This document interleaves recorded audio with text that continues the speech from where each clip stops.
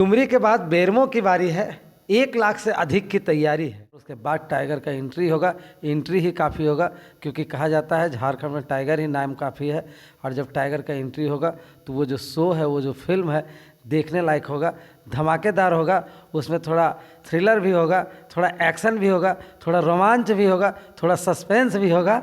हर चीज़ देखने को मिलेगा।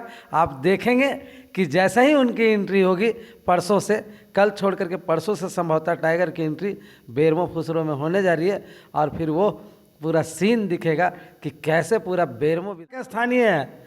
हमको क्या धमकी चमकी देंगे?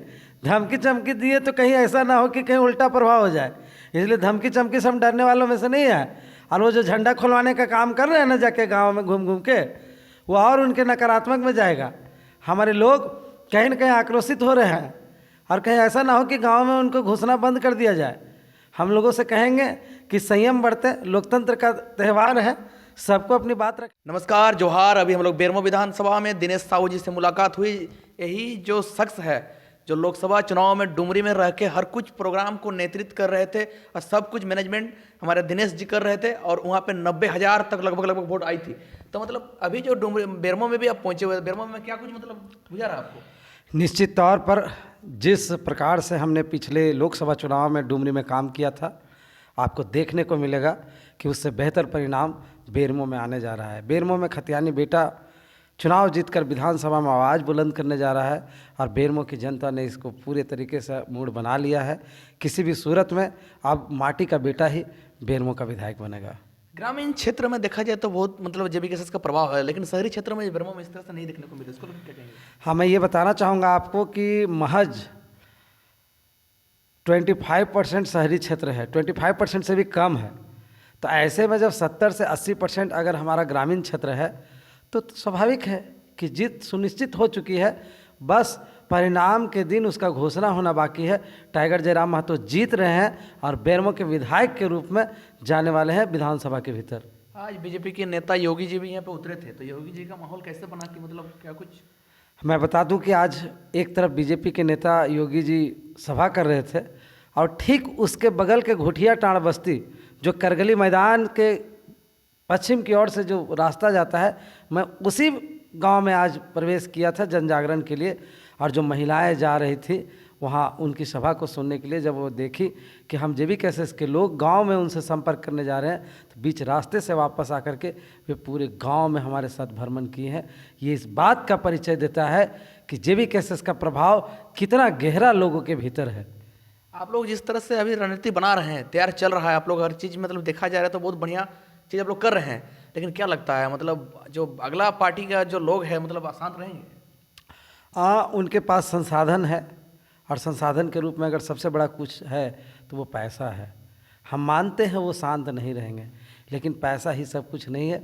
पब्लिक समझ चुकी है कि अगर 1 करोड़ लगाएंगे चुनाव में तो 100 करोड़ वसूलेंगे। इसलिए जनता मान के चुकी है कि हमको इस बार माटी के बेटा को भेजना है, जिससे नियम और नीति बन सके। सिर्फ उससे व्यवसाय खड़ा ना हो, सिर्फ उससे अपना रोजगार ना पैदा किया जाए, बल्कि पब्लिक की सुविधाओं पर, पब्लिक से संबंधित जो नीतियां हैं उस पर काम हो। इसलिए पब्लिक समझ रही है कि इतने 24 वर्षों में जिस प्रकार से यहाँ बाहरी विधायक बनाने का काम किया गया था, अब पब्लिक को इस बात का आभास हो चुका है कि हमको घर का बेटा को विधायक बनाना पड़ेगा, तभी कहीं ना कहीं नीति और नियम बनेगा। दिनेश जी, एक बात है, आपका जो केंद्रीय अध्यक्ष 2 सीटों से लड़ रहे हैं, अच्छी बात है। 2 सीटों से लड़ रहे हैं, तो मतलब दोनों जगह मतलब कैसे मेकअप कर पा रहे हैं? आप तो सुनने में बेरमो में एक दिन भी पहुंचे नहीं है।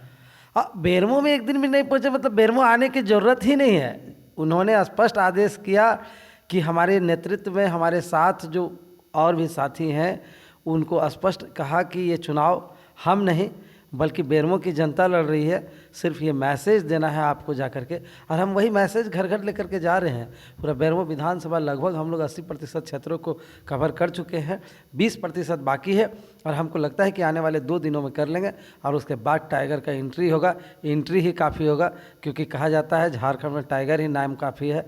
और जब टाइगर का एंट्री होगा तो वो जो शो है, वो जो फिल्म है, देखने लायक होगा, धमाकेदार होगा। उसमें थोड़ा थ्रिलर भी होगा, थोड़ा एक्शन भी होगा, थोड़ा रोमांच भी होगा, थोड़ा सस्पेंस भी होगा।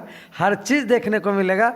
आप देखेंगे कि जैसे ही उनकी एंट्री होगी परसों से, कल छोड़ करके परसों से संभवतः टाइगर की एंट्री बेरमो फुसरो में होने जा रही है।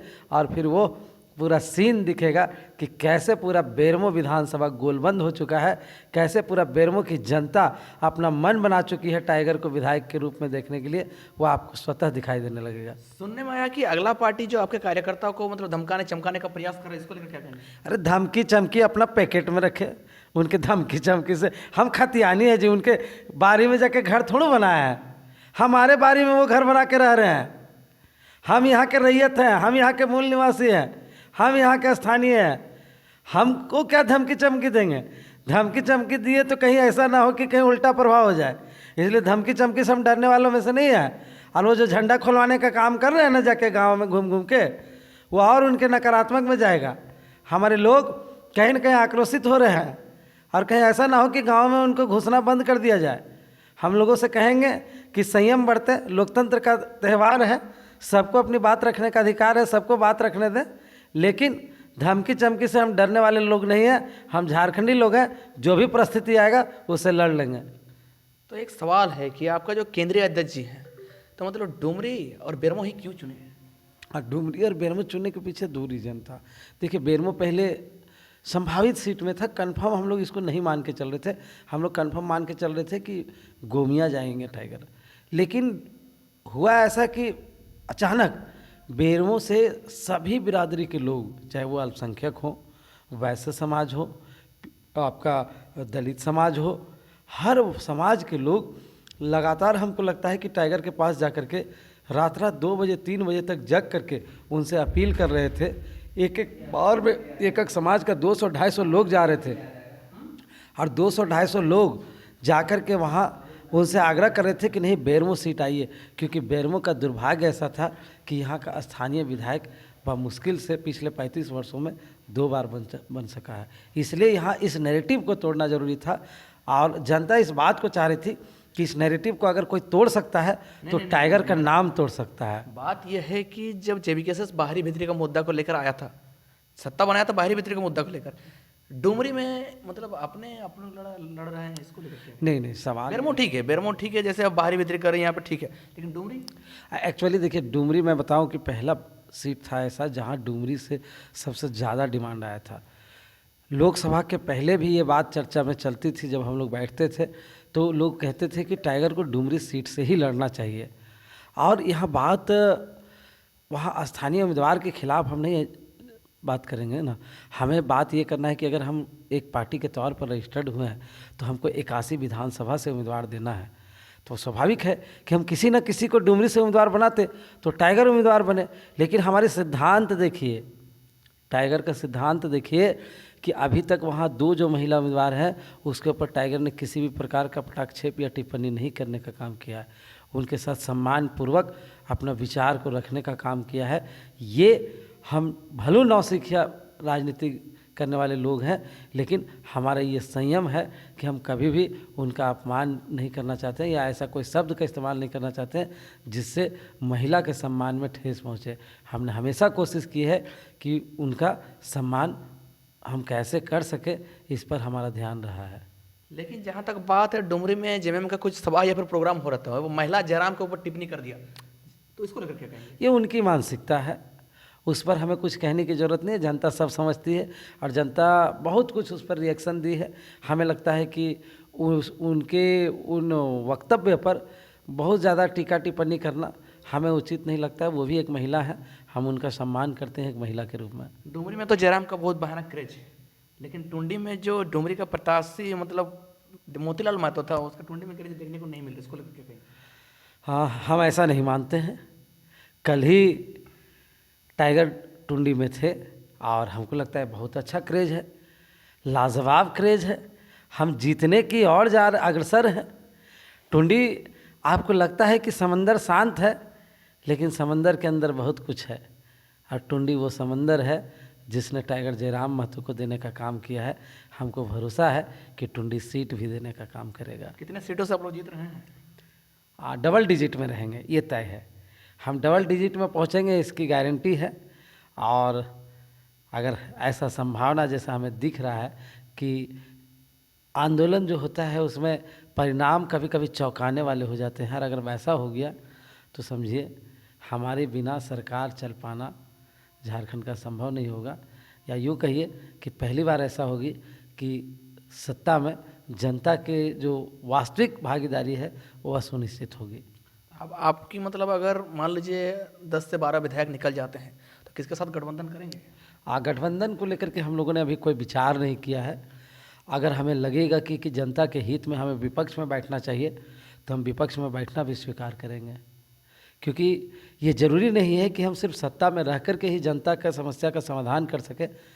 बहुत बार ऐसा होता है कि आप विपक्ष में रह कर के सवाल खड़ा करके भी आप सरकार को अच्छे काम करने के लिए मजबूर कर सकते हैं और जनता का बेहतर आप हित सोच सकते हैं, उनकी आवाज़ को बेहतर तरीके से बुलंद कर सकते हैं।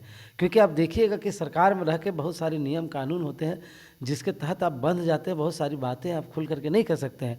लेकिन जब आप विपक्ष में होते हैं तो जनता की उन्हीं बातों को आप बेखौफ तरीके से, पूरे खुले तरीके से आप रख सकते हैं और उसका खुले तरीके से आप सड़क से लेकर के सदन तक उस आवाज़ को बुलंद कर सकते हैं।